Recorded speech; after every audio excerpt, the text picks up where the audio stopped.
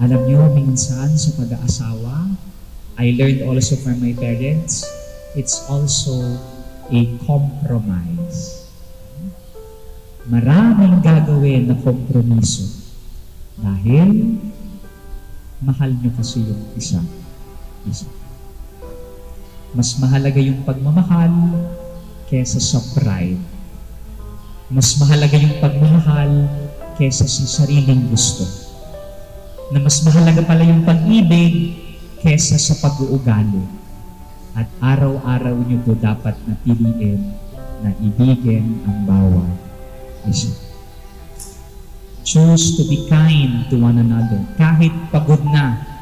Choose to be loving to one another kahit minsan parang hindi na 100% yung pag-aalay mo sa iyo. Piliin, lambingin ang bawat isa araw-araw. Piliin kumapit sa mga pangakong gagawin mo ngayong araw. Ngayon po ang araw ng kasal, May 14, 2025. Ito yung pinaka-aantay natin sa matagal na plinano natin. Today is our wedding day. It's been almost 5 years na magkasama kami. And for those 5 years, mas nakilala ko siya. And alam ko sa sarili ko na siya na talaga yung the one. Siya na talaga yung papakasalan ko, makakasama ko buong buhay ko. Salamat sa sa pagtitiis, sa pag-intindi kahit may mga nasasabi tayong medyo masakit, hindi tayo bumigay sa pagsubok.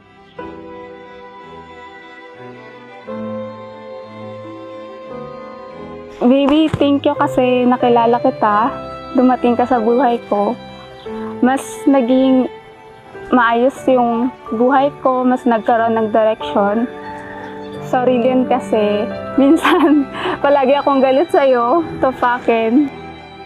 Sobrang nagpapasalamat ako kasi iniintindi mo yung ugali ko, yung walang oras kung kailan tutupakin. Pero still, hindi ka pa rin bumibitaw.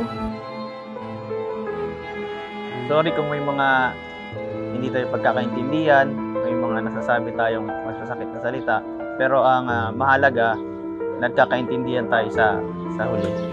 Promise ko sa iyo, aalagaan kita, mamahalin kita ng higit pa sa inaakala mo.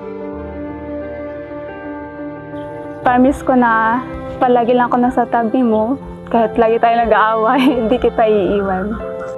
Wish ko sa ating dalawa na mas tumagal pa tayo na sana kahit anong problema yung dumating sa atin, malagpasan natin na siyempre hindi tayo naghihiwalay, hindi nag-aaway. Wish ko lang sa ating dalawa sana kahit na kung marami mang problema, pagsubok na dumating, sana huwag tayong bumigay. Sana kahit anong problema or kahit anong obstacle yung dumaan sa ating dalawa, sana magkasama nating haharapin yon at walang ibang magiging involved kundi tayong dalawa lang. Yun lang. I love you. Yun, congratulations sa ating dalawa and I love you.